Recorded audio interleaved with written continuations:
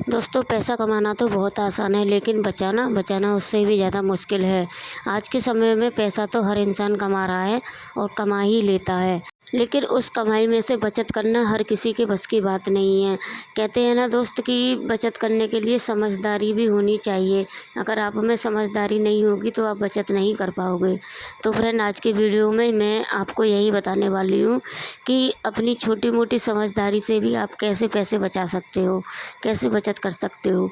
तो बने रहिएगा पूरे वीडियो में और वीडियो पूरा देख कर जाइएगा।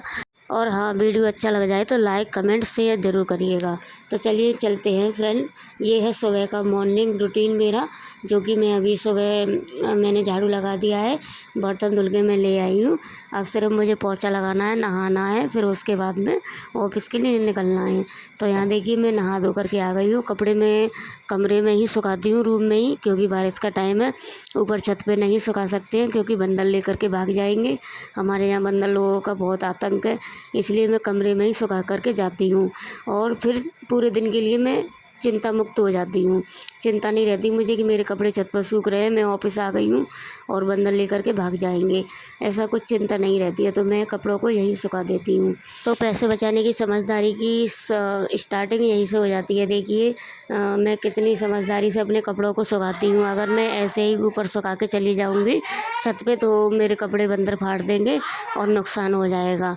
इससे मुझे कपड़े और ख़रीदने पड़ेंगे और मेरा बजट बिगड़ जाएगा, तो मैं बचत नहीं कर पाऊँगी। तो ये भी एक समझदारी वाली बात है। तो फ्रेंड, आपने सुना ही होगा कि अपनी इनकम में से 10% तो अवश्य बचाना चाहिए, लेकिन मैं ऐसा नहीं मानती हूँ। मैं ये मानती हूँ कि अपनी इनकम में से कम 30-40% हमें सेव करना ही करना चाहिए। और ये 30-40% आप पैसे को घर में रख कर नहीं कर पाओगे, बिल्कुल नहीं होगा। 30-40% तो सेव बिल्कुल नहीं होगा घर में रख कर। आप 10% बचा सकते हो, बहुत ही हाथ खींच कर चलोगे तो 10% बच जाएंगे, लेकिन 40% आप नहीं बचा सकते हो। तो फ्रेंड, आप झूठ मानोगे, मैं आपको बता देती हूँ कि मैं अपने पति की सैलरी में कम से कम 40 या 45% पैसा सेव करती हूँ। और मैं ये चाहती हूँ कि आप सभी लोग भी ऐसा ही करें। 40-50 जितना परसेंट आपको हो पाए उतना आप बचाएं। और ये 40% बचत मैं कैसे कर पाती हूँ, मैं आपको बताती हूँ। मैं घर में पैसा रखती नहीं हूँ। जैसे ही सैलरी आती है तो मैं अलग अलग मतलब बांट देती हूँ उसको, अलग अलग उसमें बांट देती हूँ। जैसे ये उसके पोस्ट ऑफिस के हो गए, ये बीमे के हो गए। तो मैंने ना मतलब अपनी बेटी के नाम पे 2 बीमे करा रखे हैं, क्योंकि आप लोगों को पता है बेटियां बहुत जल्दी बड़ी हो जाती हैं, टाइम का पता नहीं चलता। उनके लिए पैसा भी बहुत चाहिए और महंगाई आने वाली है तो बहुत पैसा चाहिए। तो इसलिए मैं पैसे को अलग अलग तरीके से सेव करती हूँ। जैसे कुछ पैसा पोस्ट ऑफिस में सेव करती हूँ, कुछ पैसा बीमे वगैरह में सेव करती हूँ और कुछ पैसा मैं गुल्लक में सेव करती हूँ। तो इस तरीके से मैं 3-4 जगह पैसे को सेव करती हूँ, तब मैं 30 से 40% अपनी पति की सैलरी का बचा पाती हूँ। तो फ्रेंड, मैं तो ये कहूँगी कि आप भी इस तरीके से अपना पैसा बचाइए जैसे मैं बचाती हूँ। एक जगह सेव ना कर करके 4 जगह सेव करिए, तब वो पैसा बचेगा। 10% किसी और में, 10% किसी और में, 10% किसी और में। इस तरीके से आप पैसा सेव करोगे तो ज़रूर पैसा आपका ज़्यादा बचेगा। और फ्रेंड, आप मेरा एक तरीका अपना लोगे ना, जो मैं अब आगे बताने वाली हूँ, तो आप जीवन में कभी भी मात नहीं खाओगे। तो मेरा वो तरीका है ये कि मेरी जो सोच है मैं बता देती हूँ कि मैं ये सोचती हूँ, मुझे कोई चीज़ खरीदनी होती है ना, जैसे कोई 10 रुपये का पेन भी खरीदना होता है, तो मैं ये सोचती हूँ कि पहले मेरी जेब में 50 रुपये होने चाहिए, तब मैं कोई 10 रुपये की चीज़ खरीदूँगी। यानी कि जो हर चीज़ हम खरीदने जा रहे हैं ना, उससे 5 गुना पैसा हमारे अकाउंट में होना चाहिए, यानी कि हमारी पॉकेट में होना चाहिए उससे 5 गुना। जैसे कि हमें कोई मतलब वॉशिंग मशीन खरीदनी है तो वो आएगी 30 से 40 हज़ार की, तो हमारे पास उससे 5 गुना पैसा हमारे अकाउंट में होना चाहिए, तब वो हम वॉशिंग मशीन खरीदेंगे। तो ये मेरा सोचना है, ये मेरी सोच है। और आप पता नहीं क्या सोचते होंगे और आपको पता नहीं ये आइडिया अच्छा लगेगा या नहीं लगेगा।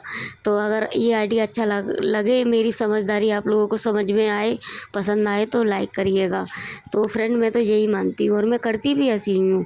कोई एक चीज़ खरीदनी होती है ना, तो उससे पहले मैं उसका 5 गुना पैसा इकट्ठा करती हूँ, तब कोई एक चीज़ खरीदती हूँ। और नेक्स्ट तरीका मैं आप लोगों को ये बताती हूँ फ्रेंड कि जब भी आपके घर में सैलरी आए, पैसा आए, चाहे आपके पति की सैलरी आए या आपकी सैलरी आए, तो उस सैलरी में से कुछ पैसा पहले तो आपको पूरी सैलरी भगवान के आगे रखनी है, भगवान के मंदिर में ले जा कर रख देनी है थोड़ी देर के लिए, फिर आप उसे उठा सकते हो। और फिर उसमें से आपको 100, 50 या 10 या 1 जैसा आपकी मतलब सब बजट हो, आप उस तरीके से रख सकते हो मंदिर में पैसा।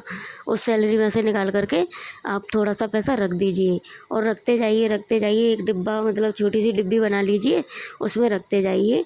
और जब भी धनतेरस आए या फिर कुछ और त्यौहार आए तो आप उस पैसे को यूज कर सकते हो पूजा के सामान लाने में। जैसे धनतेरस पर हम लोगों को बहुत सारा सामान चाहिए होता है, डेकोरेशन वगैरह का, भगवान जी का, और तो उस पैसे को हम यूज कर सकते हैं।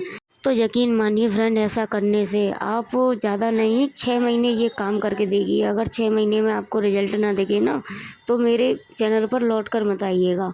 मैं आपको ये गारंटी देती हूँ, ये काम आप 6 महीने करके देखिए। जब भी आपके हाथ में पैसा आए, आपको पैसा कहीं से भी मिले, तो आप भगवान के आगे रखिए पहले, और उसमें से थोड़ा पैसा निकाल के मतलब पूजा के लिए या फिर कुछ और के लिए, चाहे आप दान ही कर दीजिए, लेकिन थोड़ा सा पैसा निकाल के भगवान के आगे रख दीजिए। तो चलिए फ्रेंड, ये थी मेरी वीडियो और ये थे मेरे कुछ छोटे मोटे टिप्स। अगर आप इनमें से एक को भी फॉलो करते हो ना, मेरी इस टिप्स को, तो आप सच में पैसा बचाना सीख जाओगे। तो देखिए फ्रेंड, ये है मेरा ऑफिस और यहाँ पे अभी कोई नहीं बैठा है, सिर्फ मैं ही बैठी हूँ, क्योंकि मुझे है एसी से एलर्जी। और अंदर वाले ऑफिस में चलता है एसी और यहाँ पे पंखा चलता है, तो मैं आराम से बैठती हूँ यहाँ पे। तो चलिए फ्रेंड, मिलेंगे नेक्स्ट ब्लॉग में।